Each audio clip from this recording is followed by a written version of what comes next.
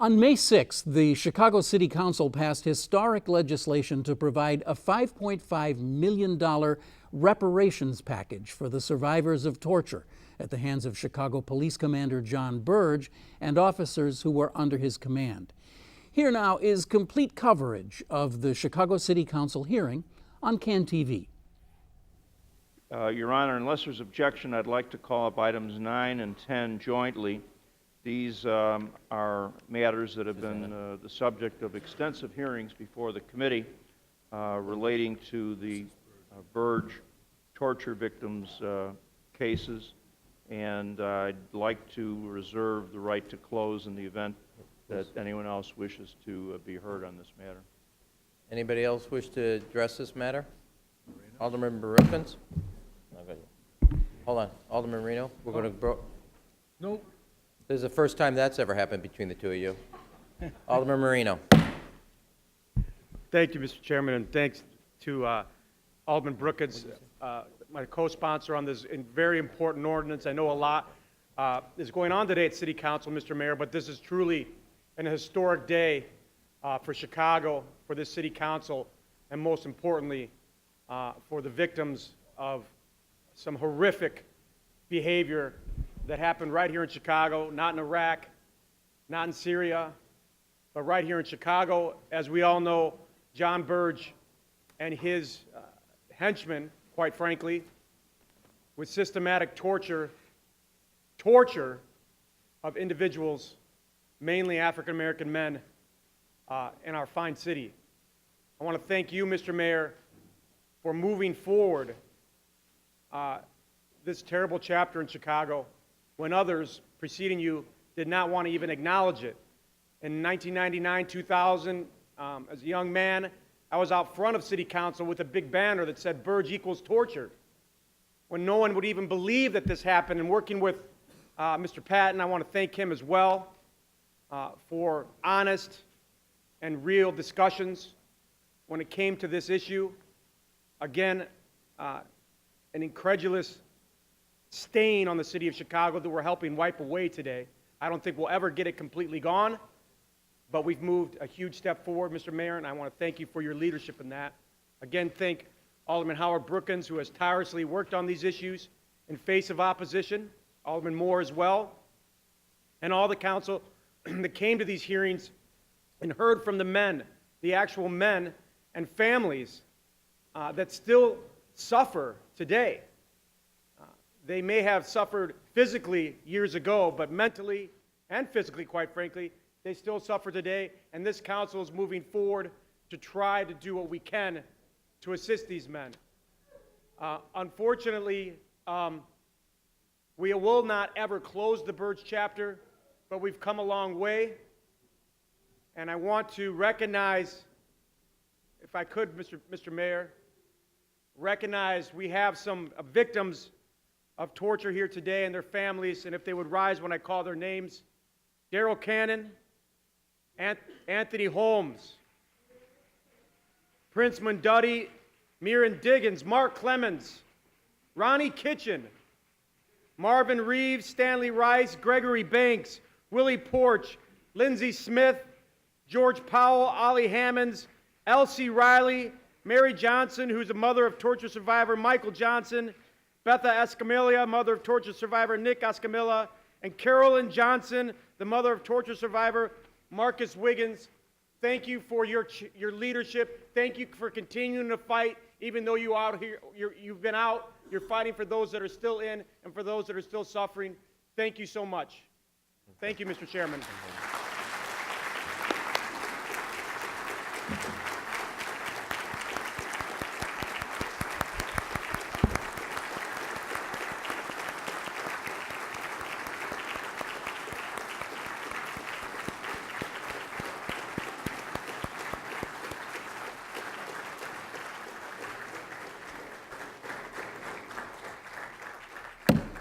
Alderman Brookins. Thank you, Mr. President.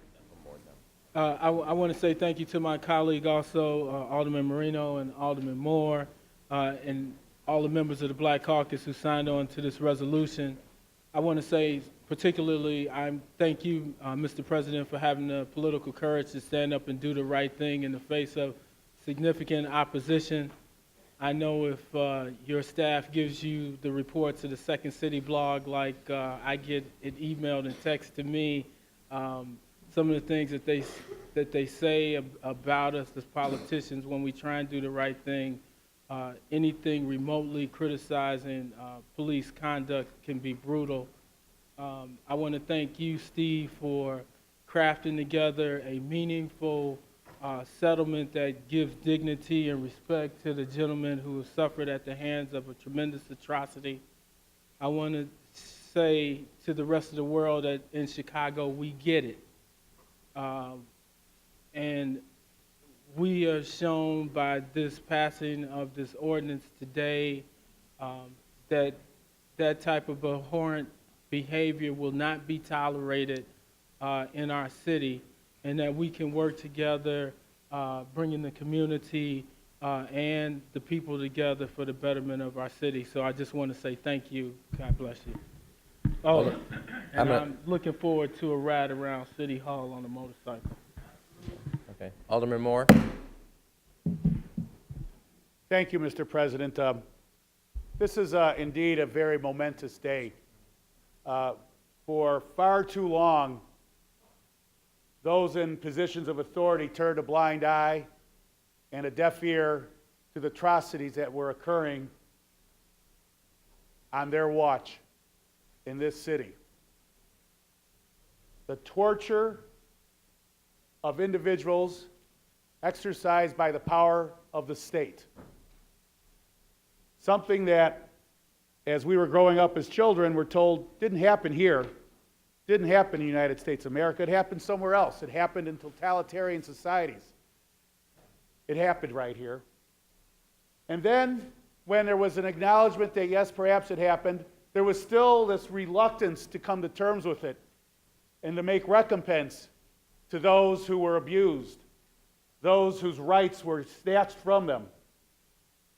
And for many years, and many millions of dollars in litigation fees, we continued as a city to fail to come to terms with that. Finally, we have begun to acknowledge this horrible wrong. First of all, we finally settled the lawsuits that were brought by the victims, or many of the victims. And now we've done something that no other city in the United States has ever done. We have acknowledged through the act of reparations to, in a symbolic way, because you could never, ever fully compensate people for the loss of their rights, for the physical harm that they caused, for the pain and agony, the physical pain, the psychological pain that's happened to them and their families. So all we have, though, is at this point in time, we can't go back in time and prevent that from happening, but we can acknowledge that it happened. We can try as best as we can to make amends.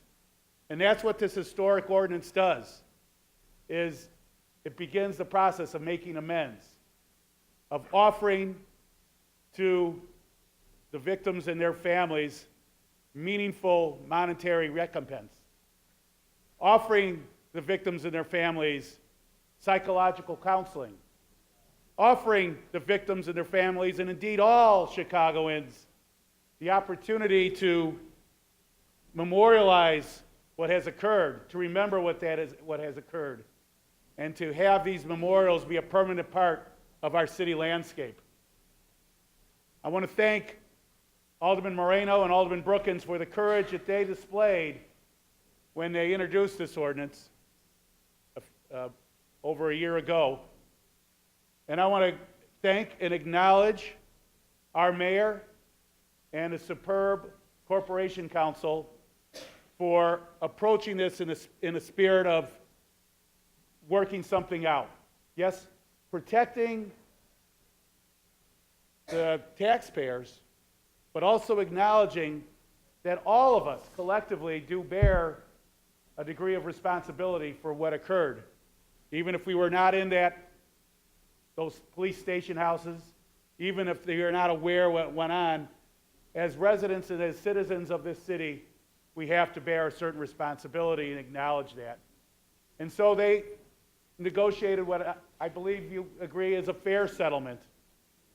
Does it totally make up for what happened? Absolutely not. But it is a powerful statement.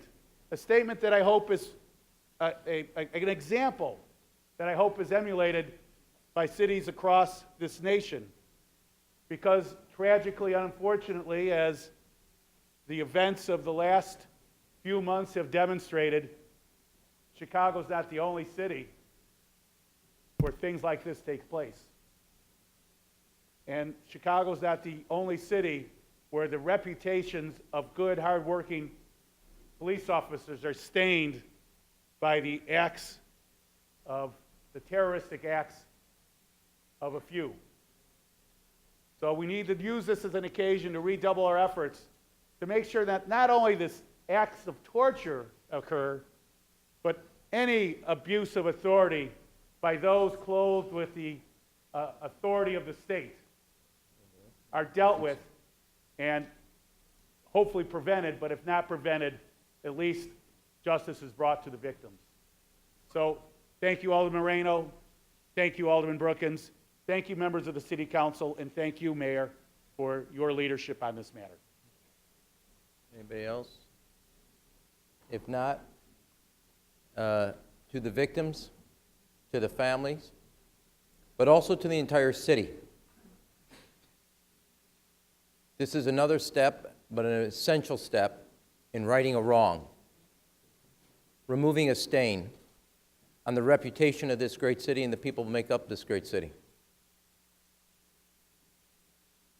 What happened here in this action today is that Chicago finally will confront its past and come to terms with it and recognize when something wrong was done and be able to be strong enough to say something was wrong. And to the aldermen that led the efforts, I want to also say to the victims and families, I want to thank you for your persistence. I want to thank you for never giving in, never giving up, and allowing the city to join you on that journey to come face to face with the past and be honest enough and strong enough to say when we are wrong and try to make right what we've done wrong. This stain cannot be removed from our history of our city, but it can be used as a lesson of what not to do and the responsibility that all of us have. And I want to thank not just the aldermen, but everybody here for working together to find a way to bring closure. You can never bring total closure, but I want you to know on behalf of the City of Chicago and the residents of the City of Chicago, we will be there for as many tomorrows as you need as we try to heal as one city. And again, to the alderman that led this effort, thank you. Alderman Burke.